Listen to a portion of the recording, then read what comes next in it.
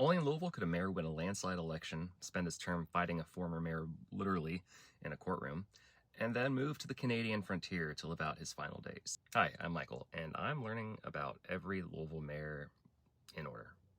Because why not? Our 19th person to hold the office was P. Booker Reed. He served from 1885 to 1887. He was a man of cold, hard fiscal numbers. By the time Reed took office, Louisville was finally shaking off its dark nickname, the Graveyard of the West. He inherited the glory of the Southern Exposition, and while Reed was at City Hall, the Exposition was still pretty much the hottest ticket in the entire world. It stayed open until 1887, lit by 4,600 Thomas Edison bulbs.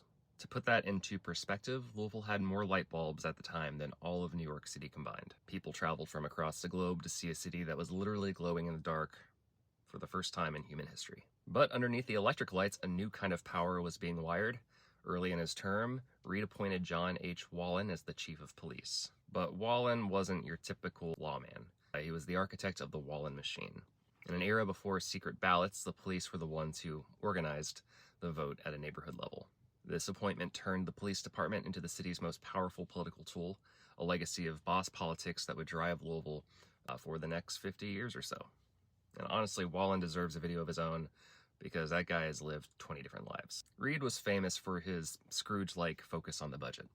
He spent his term scrutinizing every contract from previous administrations, which led to a legendary showdown with our old friend Charles Donald Jacob. Reed refused to pay out one of Jacob's old contracts, calling it invalid.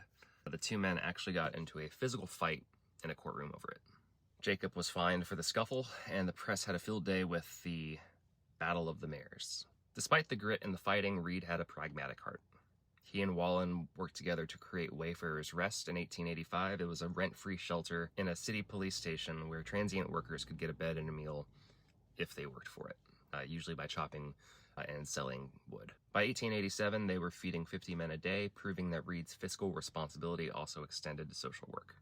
Reed's political life didn't end when his term did, but it certainly took a little bit of a turn. In a plot twist, he eventually broke with the Wallen machine, switched parties to become a Republican, and served as president of the Board of Aldermen. Eventually, he caught westward fever, moving first to Seattle and then across the border to the rugged frontier of Alberta, Canada.